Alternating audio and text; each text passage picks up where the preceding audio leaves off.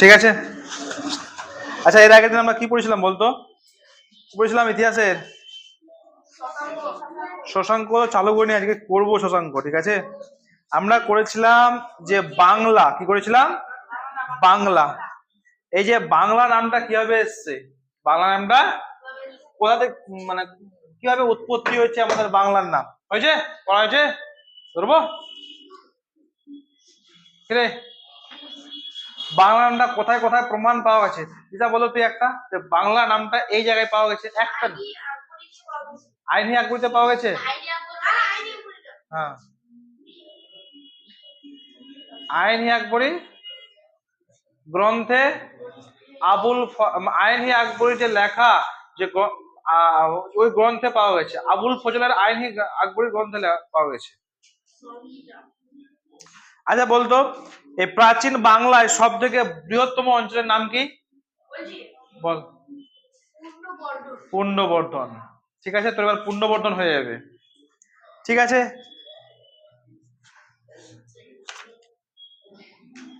আচ্ছা বলতো, এই বঙ্গাল অঞ্চলটা কোথায় ছিল? কোথায় ছিল রে?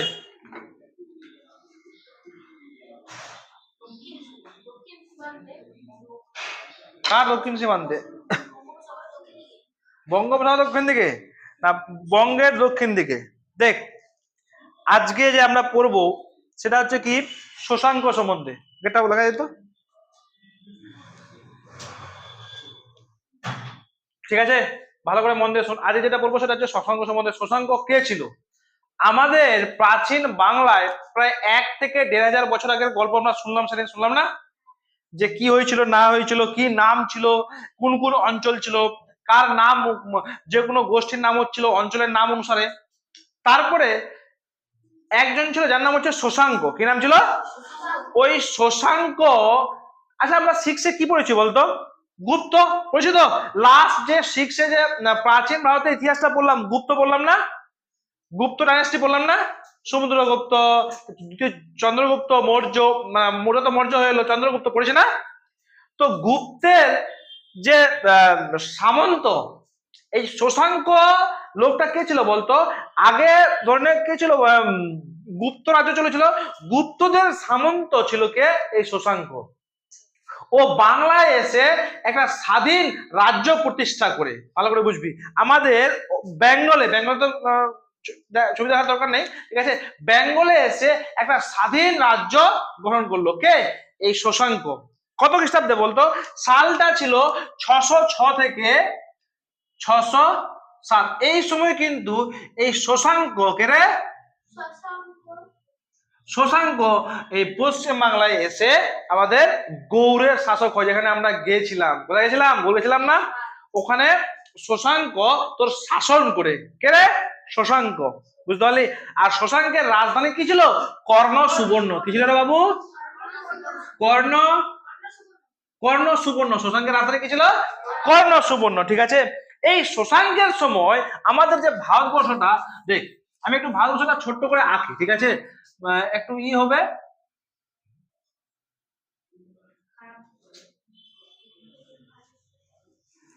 তাহলে দেখার জন্য একটু দেখ, বুঝা গেলে হলো, বুঝতে পারলি ভালো হবে, এটা কোনো দরকার নেই। ঠিক আছে, এই যে আমাদের ভারতবর্ষ, ঠিক আছে, টেনশন নাই, বুঝা গেলে হলো। হ্যাঁ,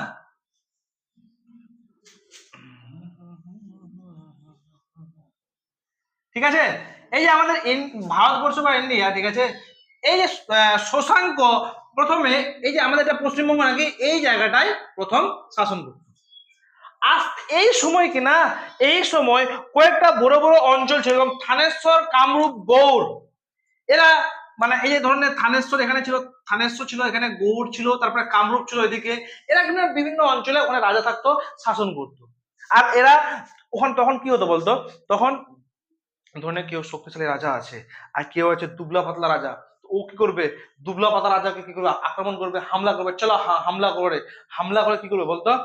ওকে হারিয়ে দিবে, আর ওর যত জমি জমা আছে সব নিজে নিয়ে নেবে, ঠিক না? এরকমই করতো। তো তখন এগুলো হচ্ছে কি শক্তিশালী, এই কামরূপ, থানেশ্বর, তারপরে গৌড়, এই সময় কি ছিল? একদম শক্তিশালী পহলবান রাজারা ছিল। ছোট মোটো রাজারা পাত্তা পেত না, ঠিক আছে? বুঝতে পারলি? আর এই যে তখন স্বাধীন একটা রাজ্য গ্রহণ করেছিল কে? এইখানে শশাঙ্ক। কে রে বাবু? এই শশাঙ্ক বানারসি পর্যন্ত, কোথা পর্যন্ত? মানে ও আস্তে আস্তে শশাঙ্ক তো শক্তিশালী জায়গা না, একদম বানারসি পর্যন্ত তার বিস্তার করে দিয়েছিল। মানে ছোট ছোট অঞ্চলকে হারিয়ে হারিয়ে হারিয়ে হারিয়ে বানারসি পর্যন্ত ওর কি ছিল? বিস্তারটা ছিল। ঠিক আছে, কি পর্যন্ত ছিল? আর একটা ছিল কৌনজ। এখানে কি ছিল? কৌনজ। কৌনজ ছিল, কৌনজ, থানেশ্বর, কামরূপ, তারপরে কি রে গৌড়, এইগুলো তখন ছিল। তারপর মালব, ঠিক আছে, কি ছিল? মালব। এগুলো তো ছোট ছোট রাজ্য, শক্তিশালী রাজারা থাকতো এখানে। কোথায়? মালব, কৌনজ, কামরূপ, থানেশ্বর, এখানে রাজারা থাকতো। আর তার মধ্যে একটা অন্যতম হচ্ছে কি? শশাঙ্ক। শশাঙ্ক গৌড়টাকে একদম ভালো করে পিলারের মতো খাড়া করেছিল। কে? শশাঙ্ক। বুঝতে পারলি? তো এখানে তার রাজত্ব কোথা পর্যন্ত ছড়িয়ে গেছিল? বানারসি পর্যন্ত। কোথা পর্যন্ত রে বাবু? বানারসি পর্যন্ত। ঠিক আছে, বুঝতে পারলি ব্যাপারটা? তারপরে কি হয়? এই শশাঙ্ক তার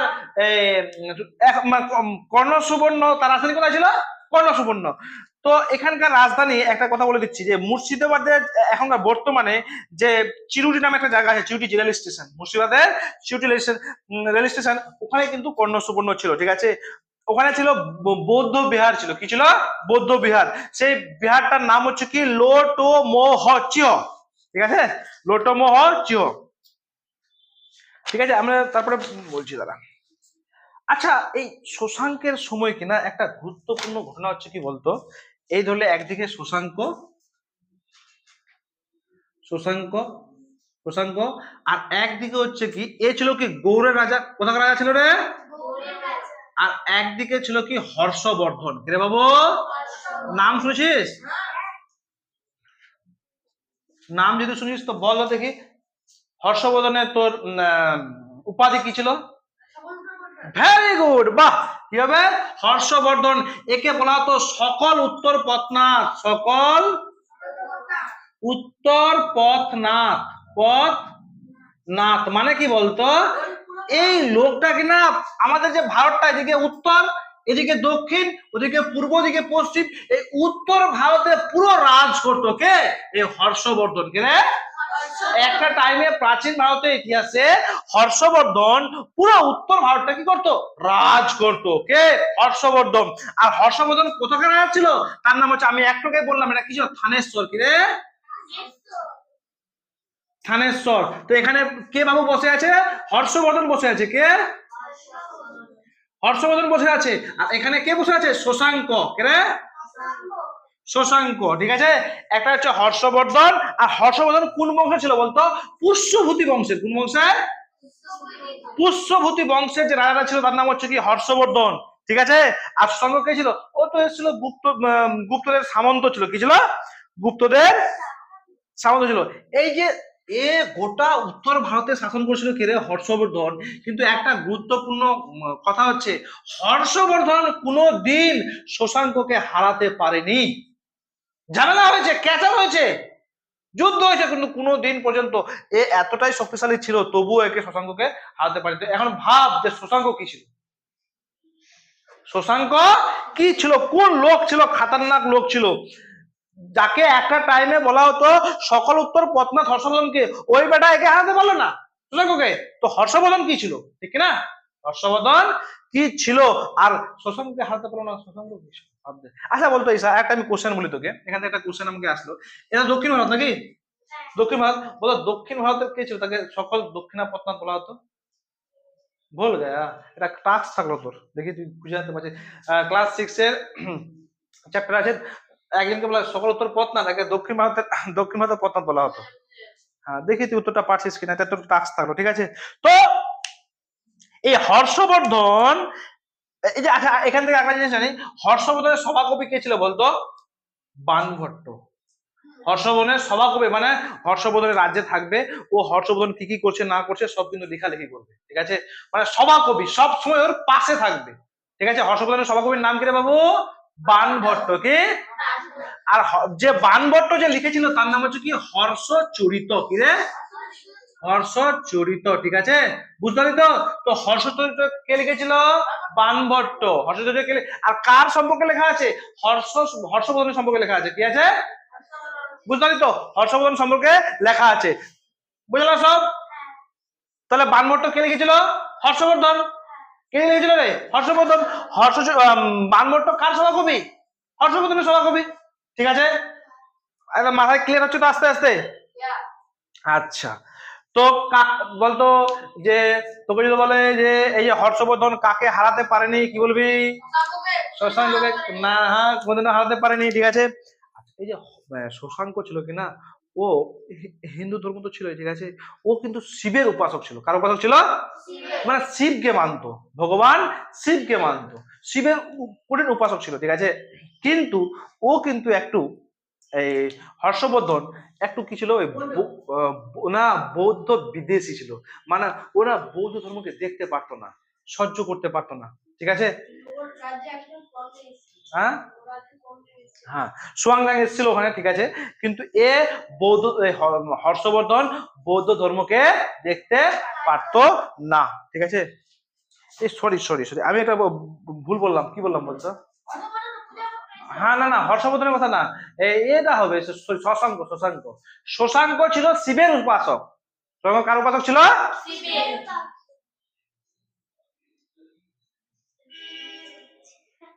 শশাঙ্ক কি ছিল?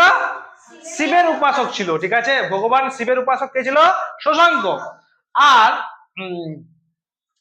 ও এই শশাঙ্ক তোর এই বৌদ্ধ বিদেশি ছিল, মানে বৌদ্ধ ধর্মকে অত সহ্য করতে পারতো না, ঠিক আছে, যে বিভিন্ন ধরনের বৌদ্ধ মন্দির ছিল কিনা ভেঙে দিত। কে? এই শশাঙ্ক। শশাঙ্ক বৌদ্ধ মন্দিরগুলো কি করতো? ভেঙে দিত। তো শশাঙ্ক কি ছিল? শিবের উপাসক ছিল, ঠিক আছে। শশাঙ্ক কি ছিল রে? তোকে যদি বলে যে শশাঙ্ক কি বৌদ্ধ ধর্মকে মানতো না, কাকে মানতো? শিবকে মানতো, ঠিক আছে, বুঝতে পারলি? আচ্ছা, এই শশাঙ্কের শাসনকালে আমাদের এই গৌড়ে কি তৈরি হয়েছিল? গৌড় তন্ত্র তৈরি হয়েছিল। কি ছিল? গৌড় তন্ত্র। গৌড় তন্ত্র তৈরি ছিল শশাঙ্কের আমলে, আমাদের মালদার গৌড়ে গৌড় তন্ত্র রয়েছে। যে আমরা এখানে গেছিলাম, মরি ইতিহাস পড়ছি কিন্তু এখন, ঠিক আছে। আচ্ছা, একটা টাইমে কি হয় বলতো, শশাঙ্কের সময় ও তো বিন্দাস করে চলে, ঠিক আছে, ভালো করে বুঝবি, হ্যাঁ, বিন্দাস করে রাজ্যটা চালায়, হ্যাঁ। তারপরে কি হয় একদিন, মানে একটা টাইমে ওই শশাঙ্ক তার নিজের সোনার মুদ্রা চালু করে। কি চালু করে? ওই ধরে নে লেনদেন করার জন্য সোনার মুদ্রা চালু করে। কিন্তু এই জিনিসটা কিনা বেশি দিন টিকে না, অর্থনৈতিক মান্দা দেখা দেয়। কি দেখা যায়? মানে দেখে যে সোনা রূপার মুদ্রা কেউ নকল করে নিচ্ছে, কেউ ধরলে রূপার মুদ্রা বলে সোনার মুদ্রা বলে, মানে জাল বলে না, জাল। তখন জাল নোট বেড়ে গেছিল। তো জাল নোট বেরোলে কি হবে বলতো? বাজারে দর তো ঘটবেই, ঠিক আছে। তো ওই টাইমে এতটাই মান্দা দেখা দিয়েছিল এই শশাঙ্কের আমলে, যে তোর সবাই কিন্তু কৃষি নির্ভর হয়েছিল। কৃষি নির্ভর মানে দেখ, একটা সেক্টরে, ঠিক আছে, তোর সব থেকে যে সব থেকে বেশি ইনকাম হয় কোথা থেকে বলতো? ব্যবসা থেকে, ঠিক আছে। ব্যবসা করে মানুষ বড়লোক হয়, ঠিক আছে, কৃষি করে কোনোদিন বড়লোক হওয়া যায় না।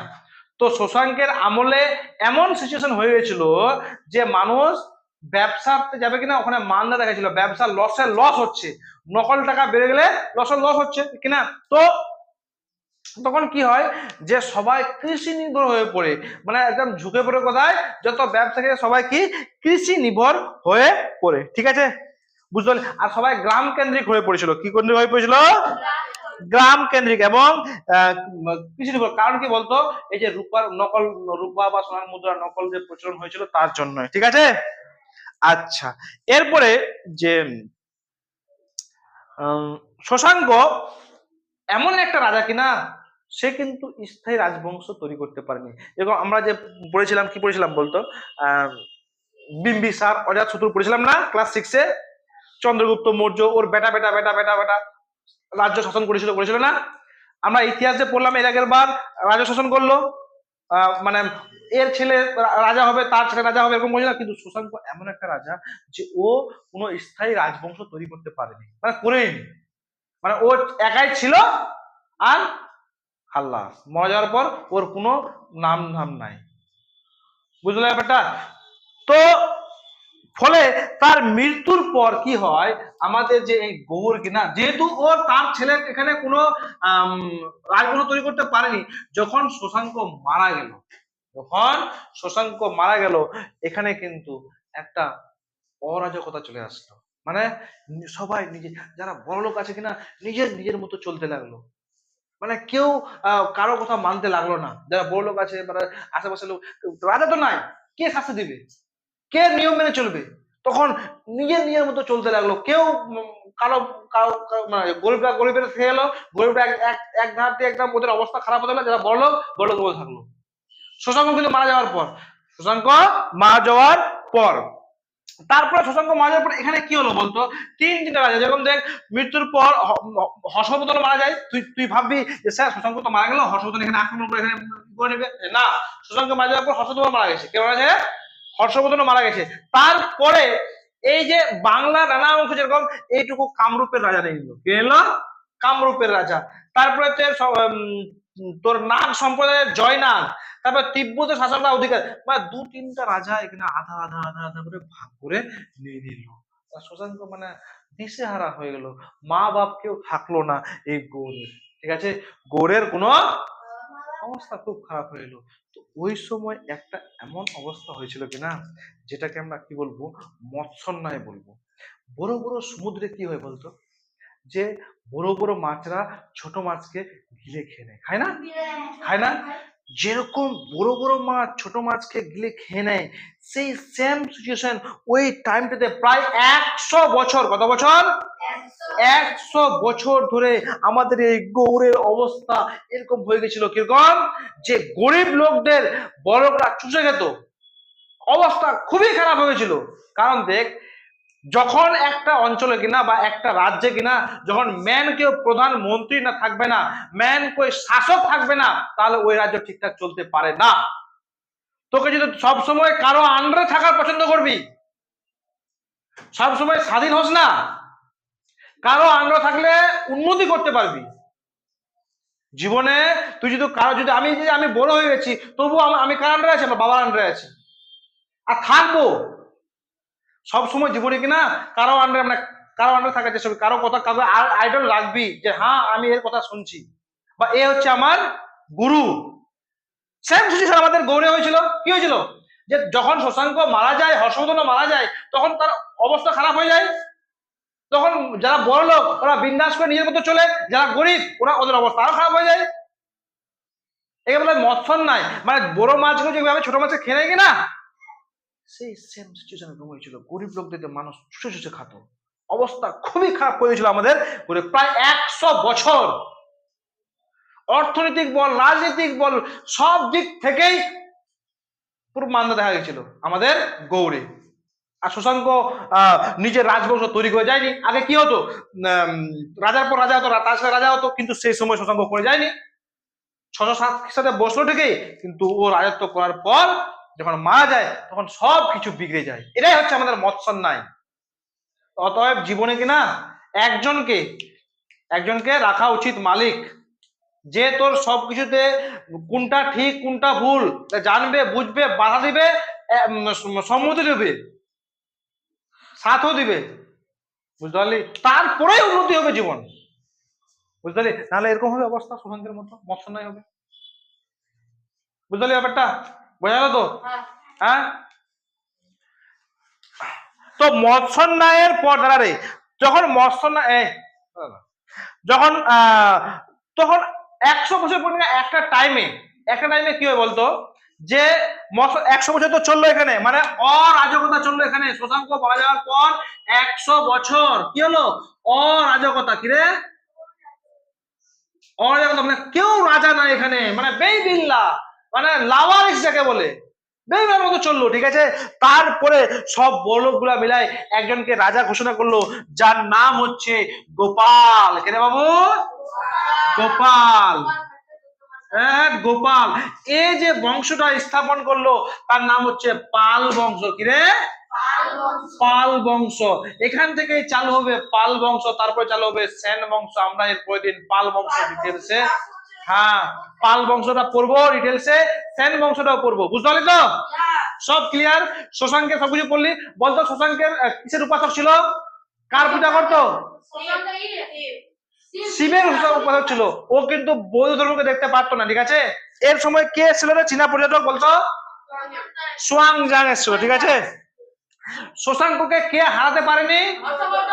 হর্ষবর্ধন কোনোদিনও হারাতে পারেনি। হর্ষবর্ধনের কি ছিল? সকলোত্তর পথনাথ। বুঝতে পারলি তো? সব ক্লিয়ার একদম, কোনো অসুবিধা নাই? ঠিক আছে।